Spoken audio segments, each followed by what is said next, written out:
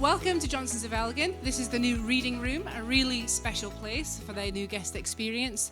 Delighted to be hosting you here tonight, and also delighted to welcome Ron for us for our finale of our Audience With series that's been sponsored by HM Media and the Executive. Really delighted with the feedback that we've had from the last three Audience With, so thank you all. And a lot of familiar faces, so obviously you're liking this style of event. As always, welcome any feedback on that. As we know, I like to talk for Britain, but it's not about me tonight, sadly. It's about the guys instead. So I'm going to hand over to Eleanor from SPE, who's been our incredible host for the last 3 and now 4 episodes of this. Tonight is slightly different. We are going to be recording it for a Parklands podcast. So if you don't want to be on a podcast for your question, whisper it in my ear and I'll ask it for you instead, but just to be aware of that. And without further ado, Eleanor, please continue. Thank you. Welcome to Johnson's of Elgin. They're our hosts for the latest and the last in our series of conversations with business leaders around Moray. There will be an opportunity for you all to ask questions at the end. We always find that questions really heat up as we're starting to run out of time. So don't leave your question till the last minute. Please do get the questions going early. My guest today has been a business leader in the North East for 3 decades. He didn't intend to go into the sector that he's in, but nevertheless, he's won Business of the Year and has also been named Business Leader of the Year. So please welcome Parklands Care Homes Managing Director, Ron Taylor.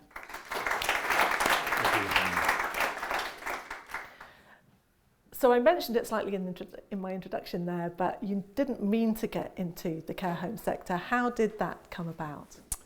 It came about probably because, as you know, it's on our website, I was the principal carer for my grandfather, and that experience changed me profoundly. And I think it was during those precious moments together I thought to myself, you know, I could do this on a long-term basis, although I didn't know how. I mean, I didn't have a health background, etc. I found myself doing things as a 21-year-old I never thought I would do. As it came around, I was fortunate to get into a position where I knew where the pockets of money were to build a care home, because it was also a very expensive business to start. And then we took it from there. So it's one of these things in life. It just happened. It just things. You know, I often think that thoughts become things, and all of a sudden, well, here I am, 30 years later. Who would have thought? Do you think from all that experience, I'm imagining as a 21-year-old it was an eye-opener, and I imagine that, you know, all the way through your career there's been frustrations. Do you think that as a society we are ready to get old? Well, that's funny. You know, way back in the years gone by, Paul McCartney said, "Will you still lead me? Will you still love me when I'm 64?" And here we are. You know, the average age of the residents in our homes, about 90. So, you know, yes, we are. I think we are an ageing society. We are ageing, but at the same time, I think, you know, we as a society are changing and becoming more aware as ageism in the marketplace. People, you know, you don't have to retire at 65. I'm 65 now, and there's no way I'm going to retire yet. So it's just the way that we think about aging is changing quite dramatically. And do you think, as a society, we're good at managing that? Are we good at managing it? No, I don't think so. You know, the funny thing is my own mother, who's just sort of 95, has come into one of her own care homes, and she doesn't want to be there. She thinks it's full of old people. But at that age, the body is breaking down, and she needs help, and that's exactly what we want to do. I discovered once, I remember when I was caring for my grandfather, I came to the conclusion that everybody's lucky enough to be young, but not everybody gets the chance to be old, if you know what I mean. So it was an opportunity to look after people who are not ill, but old and in need of help. The sector that you're in is a sector that is notoriously underfunded. Yeah. I think people here, you know, who are from the business community, would be really interested in how you've managed that. It's not been easy, and sometimes with a wing and a prayer, and more prayer than a wing sometimes. But, you know, I'm delighted to say we have a fantastic team of people. And we use the expression, people make parklands, and it's very true. These people who work with us, and many of them have been working for years and years and years, they come with compassion, empathy, and total dedication to what they do. And that's the key. And they make me look good. So it's all about the people, it's about the core staff. And Moray, I'm delighted to say we employ just over 450 people. Many of them have been with us since the beginning. And it's a calling, you know, not many people can do it, but those who can do it very well. And I often like to think that it's, you know, we offer career progression as well. So a lot of the people who have been with us since day one have also now moved up the ranks to become manager. And I think 6 of our managers started with us years and years ago. Many of them don't have a health background, they're not nurses, but they're very good on the EQ rather than the IQ. We talked about this earlier. And we employ most of our staff on emotional intelligence rather than IQ. So often we get people from, you know, Moray College waving an SVQ level 3 at us to say, I can do the job, but really you can't. You're not the sort of people we're looking for. We'd rather target, say, a mum with 2 or 3 kids who doesn't may have a formal education, but is very good at empathy, listening, understanding, lots of patience, etc. That's our target market. That's interesting. So how do you find the right kind of people? How do you, you know, businesses will probably be facing difficulties recruiting as well. Yeah. So how do you, you know, get not only people in the door, but the right people in the door? Recruitment is an issue. I mean, I won't deny that. And we specialise in rural economies. We do rural very well, and we find that we take these people from the community, and quite often we get their cousins, their uncles, their mums and dads, etc., coming to work with us on their recommendation. So we have a very stable workforce. We don't employ any agency staff in Moray at all, and that's testament to the staff that we have. Not easy. It's a challenge at times. There is churn now and again because some people leave for a variety of reasons. But what we're trying to do is look at people leaving school to say, look, you may not have the academic qualifications to go to university, but come and work with us. We'll help you get through the SVQ route. And if you want to become a nurse, go and have a nurse and come back. And that works. A lot of people like to remain in the community where they were brought up, whether it be Buckie, Keith, Aberlour, Granton, etc. It's the same. The culture is very similar. So what would you say to someone then who's thinking of going into the care sector, not just in terms of a career, but just because, you know, people have probably heard negative things about it?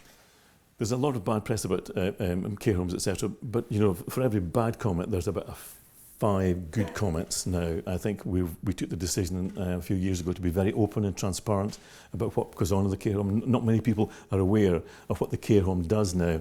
And I think through our social media accounts, etc., we're putting a lot of PR stuff out there on LinkedIn, Facebook, etc., to tell people what we do, and they can see their mum and dad, etc., enjoying what they do. So it is a calling, and I think people have to be worthy of it, and not everybody can do it, but those who can do it very well.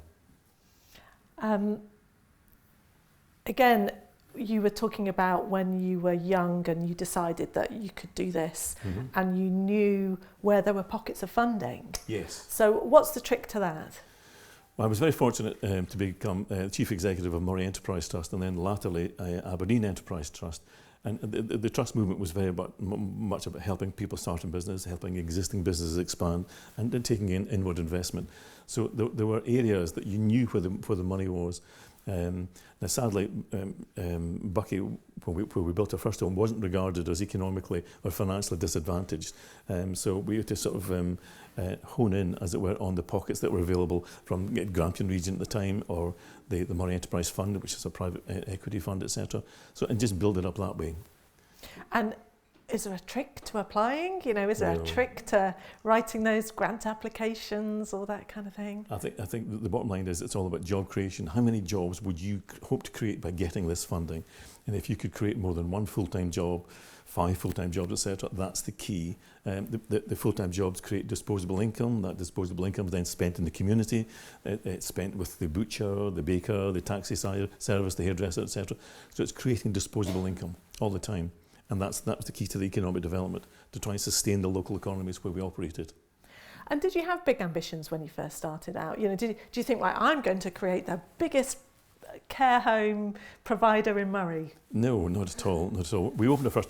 In many ways, I was very keen to come back to the area. I worked in Aberdeen with Aberdeen Enterprise, and I just didn't like it at all. The area here is rich in natural resources.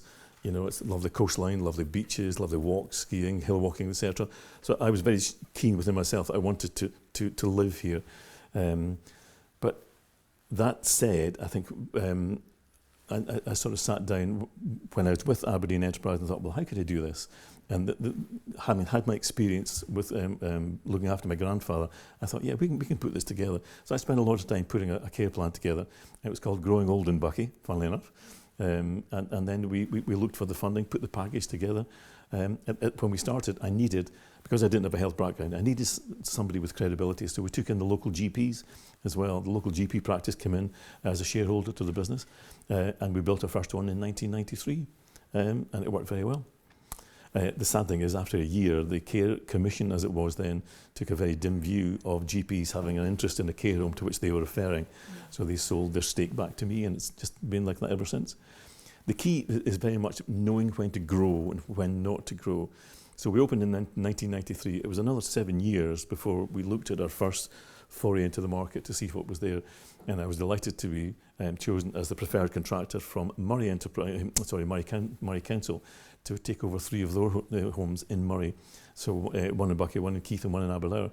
Now that was a big step for us because effectively we were taking over a company which is 3 times bigger than ourselves and taking it from the public sector as well. And many people thought we could never do this. You know, the culture is different, you just can't do it. And you're effectively reducing their wages as well. And that's even more of a reason not to do it, but we did it. And we did it because I knew, and our staff, we worked in rural economies and I knew how it worked. And that was very important.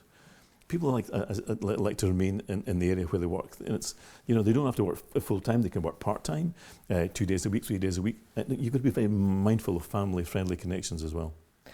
It sounds like there's quite a unique mindset there. I mean, in the beginning, you know, you built a business around something you'd experienced, and then you took on, you know, you expanded threefold in one go and took on something people were telling you you shouldn't take on. Yeah. What do you think is behind that mindset? And resilience. And I mean, don't get me wrong, there were many, many knocks along the way, and many times you thought, no, this is not going to happen, but you've just got to keep at it, stay focused. I often think it's a bit like a jigsaw puzzle. I mean, you've got to know the picture in the front before you can do the jigsaw puzzle. So as long as you know what the picture says, that's the key to this. It's about a vision of wanting to go. And I think once we'd taken over the 3 homes from Moray Council, there were other opportunities started to come our way, some good ones, some bad ones, and we just chose them very selectively. And does it help that you have that belief in what you're doing? I think any entrepreneur has to have the self-belief, because there's so many people out there who would be quite keen to knock you down and said, no, you can't do it, you know, who do you think he is, etc. But you just got to keep going, you know, and as I say, I have a lot of self-belief in myself. I don't show it very often, actually, but it's this inner focus on moving forward. Even now, as we look at other developments, some of the members of our staff think, oh, no. You know, and I'm looking at our finance director over there, and she's one of them. But they're very, very good for us, and I know that that Murray's our heartland. We started in Moray, etc., and growing in the area, using the stable workforce that we've got here is an absolute winner. And on a day-to-day basis, I feel absolutely humbled by all the people that work with us, because they make me look good. Where do you get your inspiration from in terms of the model of your care homes? The first inspiration probably came from my grandfather. I mean, he had amazing stories from the First World War, wounded twice, went back, and I mean, some horrific experiences there, which he was very keen. And you know, a lot of people who come into care who are old have had amazing lives. You know, there was one particular lady in one of our homes. She wanted 2 rooms. She wanted a room to live in and a room to paint in. And we still got some of her paintings in the care home now. But she kept her own room with all the heating off. So you kind of open the door to let the heat in. And she maintained that a fridge, you know, slows down bacterial decay. So if she kept her room cool, it would mean that she could live longer, but it didn't. I'd have to say. And didn't you have the first ever Vogue model? That was her in 1923. It's the same one. Yeah, she was the first front page Vogue model in 1923. But in terms of inspiration, I used to watch Star Trek a lot, and James T. Kirk was a big inspiration in me. James Tiberius Kirk ran the USS Enterprise to boldly go when no man's gone before. Now, James was some guy. So James and Spock sorted out, it was a 45-minute episode, so every week they sorted out the world, and that was it. But then when James T. Kirk retired, Jean-Luc Picard came in, and this was Patrick Stewart, and oh God, he drank Earl Grey tea. You know, who drinks Earl Grey tea anyway? And he had meetings all the time, you know, he was typically French, and all of a sudden it became 2 episodes, you know, so he didn't sort the world, and he went into this group think, and there's nothing worse than group think. You know, you got all these people together, you never get a decision, you just don't know where you're going, so he did it. I always remember on the what do you call it, the bridge, James T. Kirk used to say to Scotty, okay, punch it, and then Jean-Luc Picard say, engage. You know, typical French, just so laid back, but so that sort of thing, you know, I'm a just do it kind of guy. I'm a very big believer in a benevolent dictatorship. And we ask everybody in the room, ask everybody what they think, and then I decide. Just get it done. Get it done. Also in terms of inspiration, there is, you do have a very firm view of how you want your care homes to look and feel, don't you? Yes. So what is that, and where did that come from? It's very important. My father was an architect, and I think I maybe probably inherited some of his skills in that respect. And I often want to think that anybody coming into care home, because it's a big decision, and you know, in many ways, we're taking their mum or their dad or their auntie into our family. And you want to come to somewhere where you want to go, and it's very important, I think, when you open the door and you go, wow. And I think once you get that first wow, you're halfway there. We'll come down and see what, you know, what the accommodation's like, etc. And they're basically like 5-star hotels now. So, you know, we have interior designers to do the whole thing from top to bottom. So it all blends in very well. It's very much like this, actually. It's all done in a theme. The last one we built was in Fortrose on the Black Isle, and it's got a lovely cathedral entrance to it. One of our signatures is we put a chandelier at the front. It's a bit like a Stein, and the chandelier is on almost all the time. Huge chandelier. A lot of people think, God, it must be expensive, but it's not. The LEDs are very, very cheap to run. And so why do that? Why? Because there was a time, wasn't there, when I think the thinking was that care homes should be full of the kind of furniture that people were used to from their own lifetimes and that kind of thing, and you would go into them and it all felt a bit foosty. Yeah, and I think in a lot of cases it still does, but the market's changing. People are becoming far more discerning now. I think when we started, a lot of people wanted an ensuite in the room, although I remember when we opened up a care home in Tain, with this farmer come in and says, why have you got a toilet in the bedroom? I don't know. There is. But as time's moved on, people are now looking for CAD6 cabling. Now, it took me a while to work out what CAD6 cabling was, but it's digital cabling. A lot of people coming in now, they don't want to watch Homes Under the Hammer, etc. They want to watch box sets. They want to watch The Crown instead. So, you know, the changes in the market. So, yeah, so that's what we provide for most of our rooms now. But it's a place to live, and that's more important. It's all about well-being as well, not just... We have activities, people. We don't just offer entertainment for the sake of it. We try and stimulate the residents as well, and try and do what they've done in their previous lives. And because we're operating in small rural economies, a lot of people know the individual, and a lot of people come in and visit the individual. So it's like a home from home. You were telling me as well, people don't want to walk in the door and see a Zimmer frame. No, that's very important. We did a lot of research about 10 years ago on what care homes should look like. And we came to the conclusion that people didn't want to be reminded of their infirmity. So when you go into a care home, you shouldn't see a Zimmer frame, you shouldn't see a hoist, and you shouldn't see a wheelchair. They're there, tucked away, but you shouldn't see them, because that's what people don't want to see. You know, and I think of my own mother, when, as I say, she's 95 now, going to a care home in Bucky. You know, she thought, oh, this is not for me. This is not, you know, because she doesn't have a Zimmer frame or a wheelchair. She's got a stick, but it reminds them of, you know, a place where people go. You know, it should be tucked away. It's an interesting lesson, because you're in the care home sector, but nevertheless you've done important consumer research. Yes. You know, you've been a mystery shopper. Mm-hmm. You know, you've gone and visited other places for inspiration. You've done a lot of the things that you would do if you were, you know, competing as a high street store. Yeah. In some ways. Yeah. Do you think that's been important? absolutely vital, pivotal to our success. Looking at, make no mistake, there's no point in reinventing the wheel. All we want to do is put a rubber tyre in it. So we'll take ideas and reshape it into what we think will work for us. And in the rural economies where we operate, that's very important that we become integrated and anchored in those communities. And we've now started up what we call a Parklands Pathway Fund. So we're putting something back. We've set up this fund looking for local charities, etc. So we can help them invest. We've done this for years, but not on a formal basis. A lot of the people who work for us maybe are involved in the Cubs or the Scouts or a football team, and we help them into the community. But we've never wanted any form of publicity at all. I remember doing it once about 20 years ago. We gave, I think, a local football team 500 quid, and it was in the local paper. Well, the following week I must have had about 7 or 8 letters looking for funding as well, which we couldn't do at the time. So we always did it without any, that was the only condition. There was no publicity attached to this. It was all done anonymously. But now we're getting to a size that it's time to formalise this. So we've done it through the Parklands Pathway Fund. And then one of the things that I thought would be interesting for people to hear from you about is, again, the care home sector. You're very much at the sharp end of things.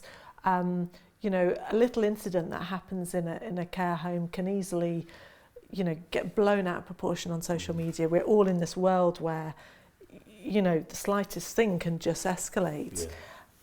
Yeah. Do you have that happen, and sure. and how do you deal with that?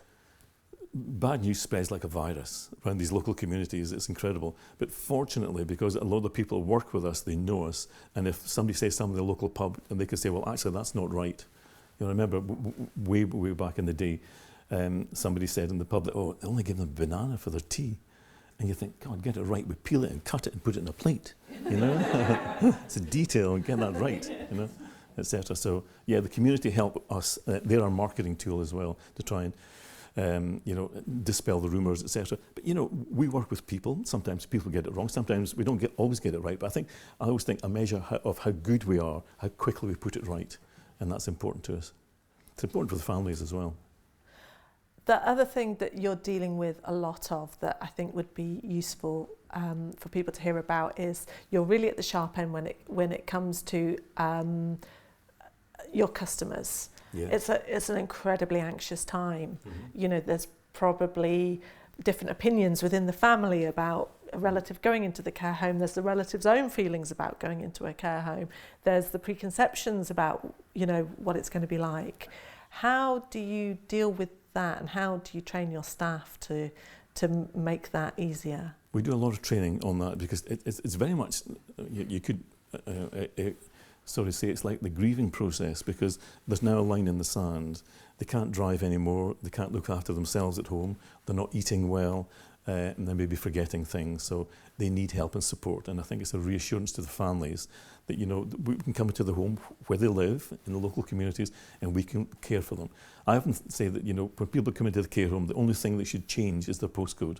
So we look after them so that the son and the daughter or the aunties and uncles can sleep well at night, knowing that we're looking after them, we're caring for them, and they're safe.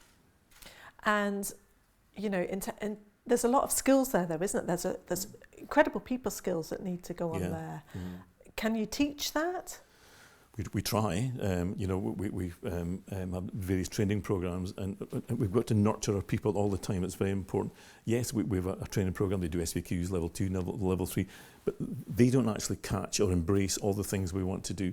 And we try and do a lot of training on site, etc., on the job training to try and nurture people along with us. It's not easy, but a lot of people. We do a lot of what we call stress and distress training. We do a lot of dealing with the grief that comes from putting people into the care home, and indeed when they come to pass. We find now that a lot of people are staying at home longer, which is quite a change in the market as far as we're concerned, and that's great. I often say the best bed's your own bed. Stay at home for as long as you can. Mm-hmm. But inevitably something will happen at home. They fall, maybe sort of break their hip or something, and they can't manage at home, etc. So then they need to come into care. My own mother, for example, we discovered that she wasn't eating at all. She was just eating cheese and biscuits all the time. She'd been a widow for about 40 or 50 years, and then all of a sudden she started losing weight, and we noticed one or two changes in her behaviour. But the thing was, when we were there, she ate.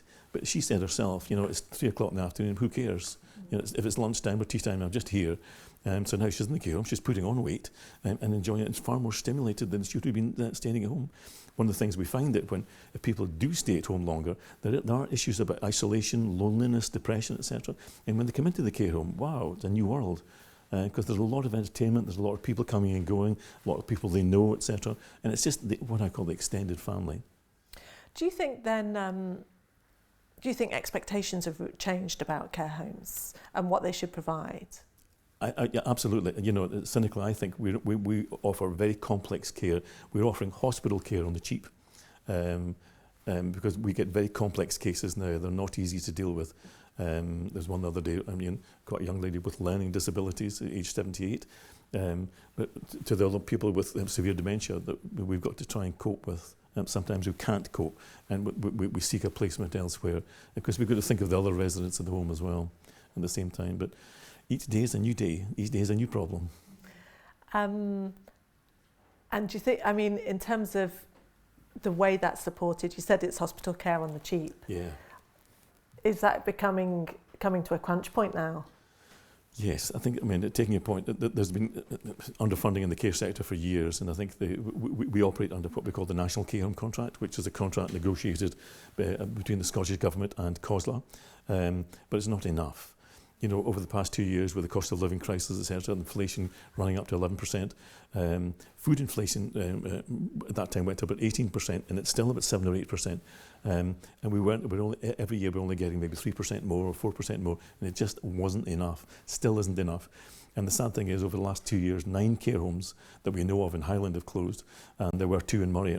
We fortunately were in the right place at the right time, and we took over those 2 homes in Moray out from the administrator. But it's not easy, It's sometimes trying to work with 5 loaves and 3 fishes, trying to get the best results. Yeah. So in a minute, I'll open it up to the floor. So have your questions ready. I wanted to ask you something I've asked everyone, which is always gets a really interesting answer, which is, if you were starting out again, what advice would you give yourself? Oh wow, what advice would I give myself? I think you've got to know where you came from to know where you're going, if that makes sense. So from the skill base that I had, and I really had no idea that we would grow to sort of 12 homes, etc. But as I evolved and I got into a sector, you become passionate about what you do, and other people become passionate as well, and it becomes infectious, and all of a sudden you build a momentum to go forward. So what I would say is be resilient, believe in yourself, because there are a lot of people out there who gives you a sort of smack in the mouth, as it were, as they say in Bucky. So yeah, just pick yourself up, dust yourself down and keep going. And what's the biggest lesson you've learned from your business career?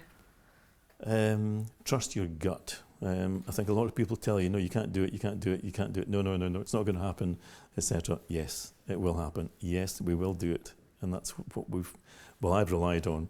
It can be a good trait and a bad trait, because if I sometimes get lost in the car, my wife gets very upset. I think, I know where I'm going. I have no idea where I'm going. Try to convince everybody around, but I know, but you don't. And staying it with confidence, that's the key. And also, it sounds to me like know your market. I think so. Yeah, yes. You really know your market, not only in terms of what you're providing, but your staff and the residents and the importance of home and that kind of thing. Yeah, we recently took over 2 homes, one in Keith and one in Cullen, and I would just like to pay an enormous tribute to them, because we've turned those homes around in 6 months. It was incredible. They were 2 loss-making homes. The care was appalling, and we've created 2 really good homes with staff that we've recruited, and indeed our own staff. I think that's important as well. We offer a career progression. We say to a lot of people, come and join us and work through the ranks, and we've taken some of our own homegrown managers and put them in there, and it's it's testament to them, not me. We've had 4 values. Sorry, I just want to say, one of the things that people ask is, well, how do people know what you stand for? Well, in 1993, we created 4 values, and those 4 values are just as relevant today as they were in 1993. So that, everybody knows exactly what we stand for. It's very, very simple: trust and respect, professionalism, good place to work, and what's the 4th one? Working together. That's it. I created them. I should know that. Yeah. Okay, we're going to open up the floor for some questions. So if you could just raise your hand so that Sarah can bring the microphone over to you. I have the first question from somebody who isn't here. The first question is from your granddaughter Rosie, who would like to ask, who has shown you kindness through your journey and your career? Oh, wow, who's shown me kindness? Wow, gosh. No one. And how old is Rosie? 4. Who showed me kindness? Well, a lot of people, they believed in, when we opened the first care home in Buckie, a lot of people were very sceptical. They thought it was a private hospital and the local hospital would close, but it wasn't. So it's those with the passion, the self-belief, to look at what we were doing and say, yeah, keep going, you're doing a good job. And I think once we took in our first residents, they accepted and were very grateful for the care we provided. It's a great question. She can do my job. Yeah. Great question. Question to Sarah. I'll ask the question. You mentioned your mum, Ronald, a number of times, and I'm lucky enough to know your mum quite well. What a lot of people in the room won't know is that she ran a very successful business herself on her own for a long time, and you helped her in the beginning before you obviously moved into the different sector. Was there something that you learnt in the retail sector for seeing your mother work so hard for so long and so many hours that you've taken into your new business sector? Oh, good question. But my father died when I was only 4 months old. My father died at 29, so my mother was left with 3 kids under 2. And she came up, I was born in Dumfries, but moved up to Buckie when I was 4 months old. And she bought a newsagent, and you think, why the hell did you buy a newsagent? But that became our life for the next 30 years. It was a lifestyle business. 7 in the morning to 7 at night, 7 days a week. It was hard. And she was a very resilient person. And she just kept going, was very focused about what she wanted to do, and grew us up. But we became part of the business. And I think I learned so many skills from her as well. And if nothing else, it gave me a work ethic. Getting up and delivering papers in the morning. I always remember I had a paper round down the yardie down at Buckie, and it was in June, and the Moray Firth was a milky pond, and the sun was rising, and I thought, wow, look at that. And I'd love to turn around and say, somebody, did you see that? But there was nobody there. Everybody was sleeping, and it was just, I thought, wow, I feel so grateful and blessed to be able to watch that and work in an area that I wanted to live in. But she did it, my mother did it for 30 years before she retired. Did she enjoy it? A lot of the time, yes, but God, as you know, David, it's a hard slog.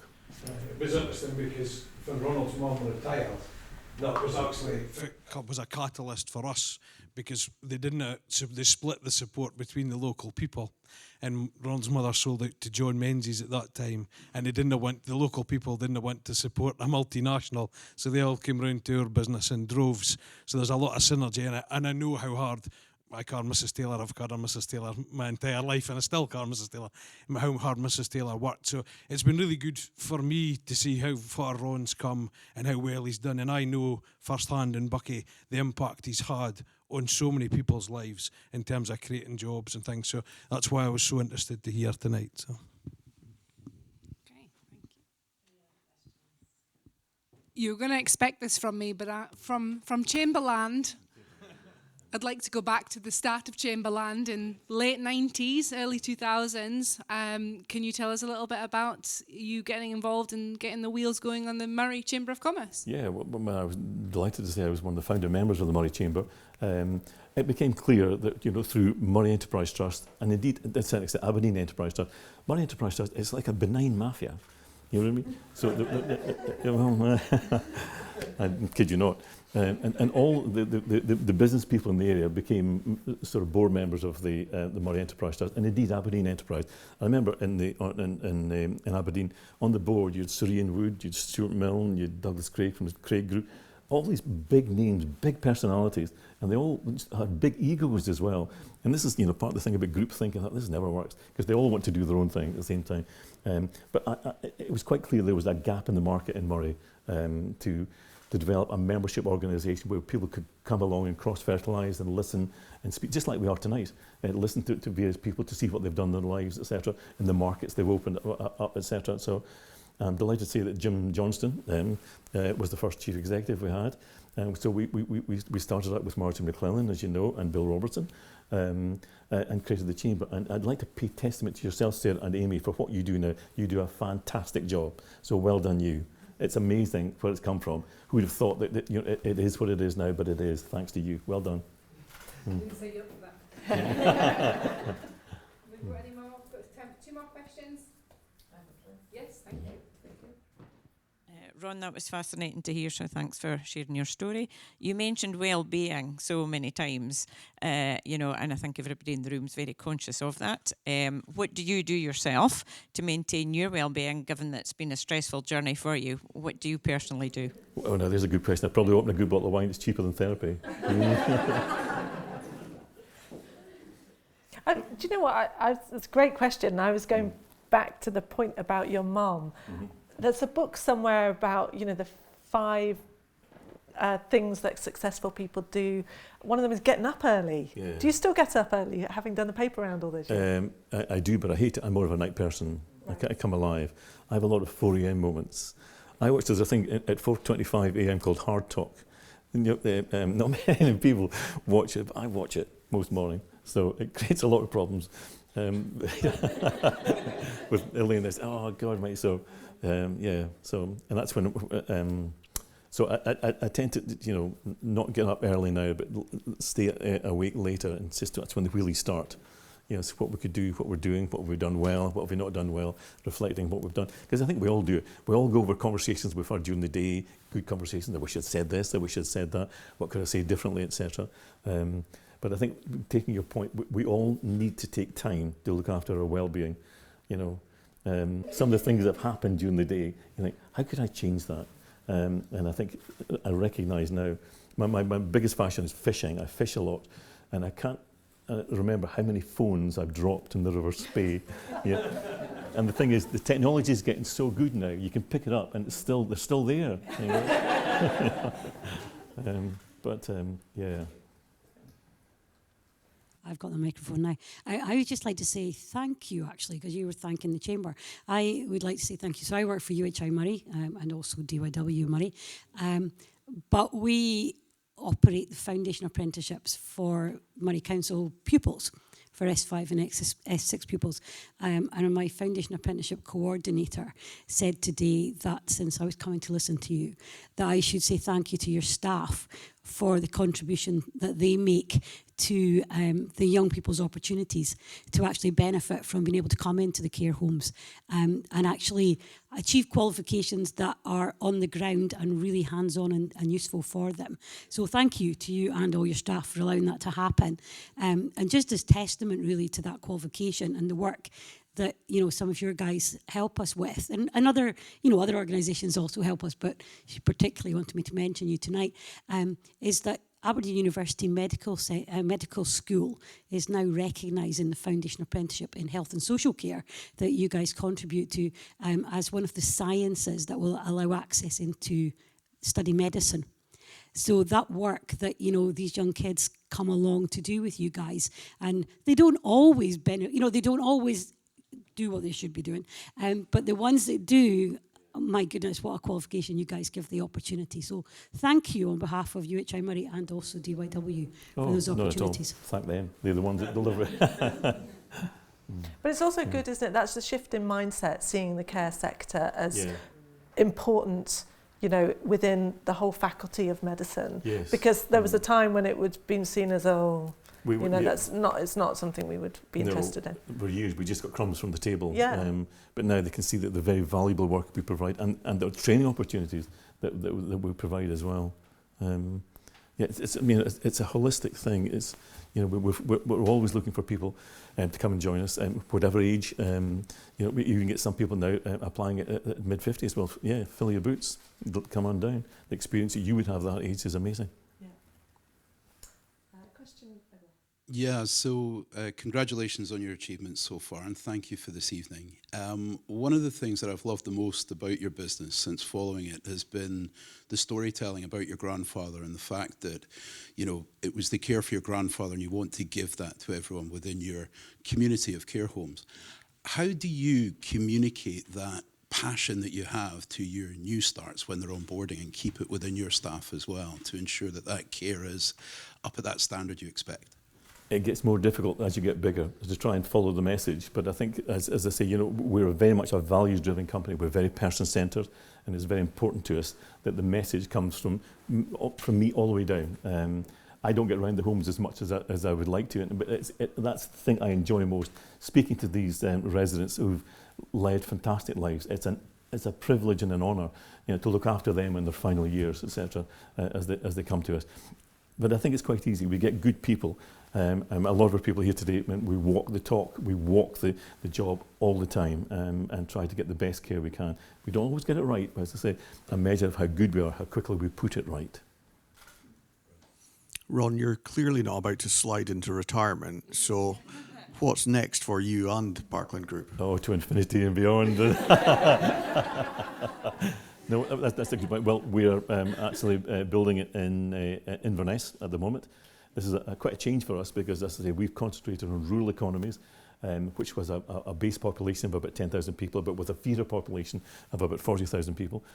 Inverness is a different mould for us, and I think we have the brand reputation to go into Inverness and do very well. So this is a site that we started in 2020. Sadly, the construction company went into administration, went bust during the cost of living crisis. So we've now got back on track. And it is becoming more difficult to source all the money needed to invest in one of these homes, because they're very expensive buildings now, and there's a lot of points about the previous design that we had in 2020. We've now had to change in 2024 as regulations have changed with it as well. We're about to just move into Aberdeenshire as well, but again, that's in our heartland. That works with us very well. We had our head office in Buckie for years, because that's where we started. But we found that most of our growth areas were coming from the Highlands. And a lot of people, look at the Highlands, but Highlands is actually bigger than Belgium. It's a huge area. And I think that's where we saw areas that we could move into very quickly and very easily and build the business. So we moved up to Granton to give us the access to the A9, so we can deliver. We can access all our homes within an hour, just over an hour now. And that's very, very important to us as well. So if we need to go out in the morning to visit the home very quickly, we do. I don't get out as much as I would like to now, because you know what it's like. You're on Teams calls and this and that. You've got to do all this sort of paperwork and twist paper clips all day. It's just so monotonous. But other people are out there all the time, walking the talk and just spreading the word, spreading the gospel, according to Big Ron. In the homes that you've taken over, is there a common thing that has gone wrong for them? Does it vary? Is it luck, an element of luck and bad luck? You seem to be able to take them over and make a success of it. Do you know what's gone wrong? We know exactly what's gone wrong. I've been doing this now for 30 years. We've taken over 5 homes from the local authorities now. We took over 3 homes in Moray in the year 2000, and we're also selected by Highland Council to take over 2 homes from them in 2012. So we had 5 homes coming from the public sector. Now, I find that a lot of people think that, they shouldn't be in the private sector. But my attitude as well, they were in the public sector and they were sort of tax spending. But we're profit making. But if we can do it more cost effectively and more efficiently than you could, why can't we do it? And all the homes we've taken over have now far better grades than the ones that they were, or they had when they were run by the public sector.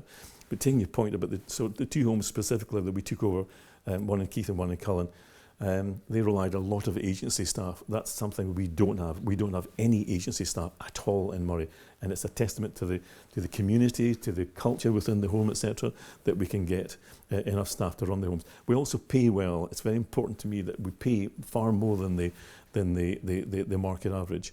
The big thing at the moment is the Scottish Government have introduced this £12 an hour rate for carers, and it starts from the 1st of April 2024. We did that last year, so we're already a year ahead of the curve, and that's important. These people come in and they give of themselves, the compassion, the utter total dedication, the indelible mark that these people leave on the people we care for is truly humbling, and it's only right that we should pay as much as we can to these people, and we do.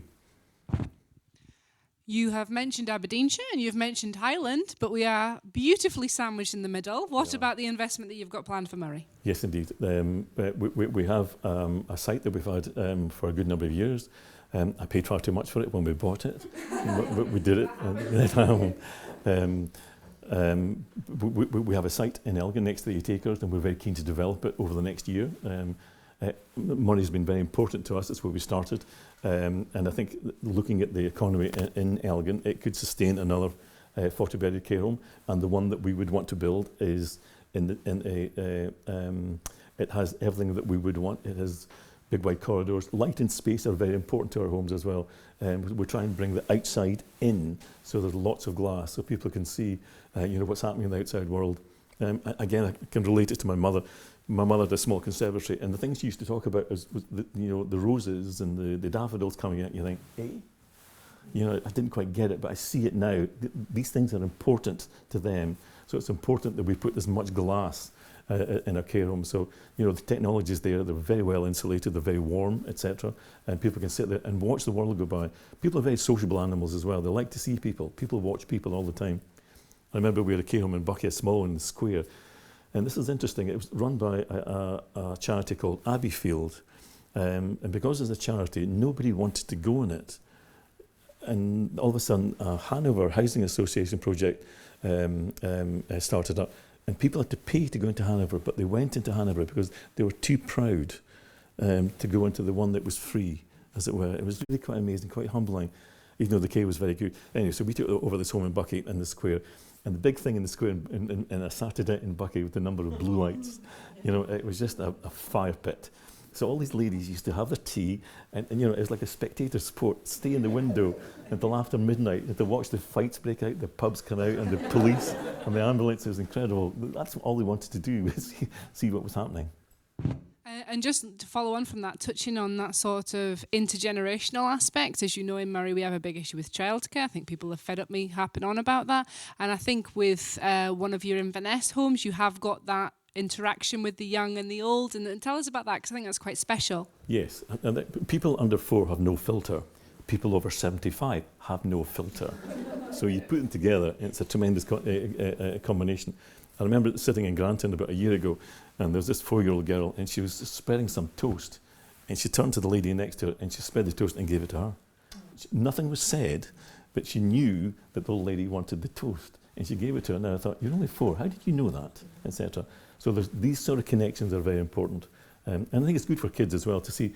I mean, people are old, as indeed we're all going to die at some point, and how we deal with the aging process, is very important. So to get these people in under 4, to make them recognise that they're just normal people, same as everybody else. They're just a wee bit slower than you or I. Sorry. I remember a similar story to that, and it was a young child, and had been in Netherha, and they came into the shop to us, and they said they'd been speaking to the old people, but they didn't know what all those brown spots were on their hands. You know how you get older and you get that marks in their hands, and that's the young kids. So. Yeah. Well, thank you, Ron. It's been really fascinating to talk to you.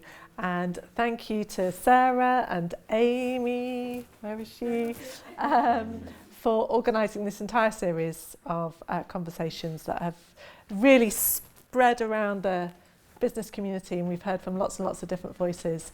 And thank you to Johnson's and all our hosts that have made this possible. But most of all, thank you to Ron this evening, if you'd like to join me in saying thank you to him.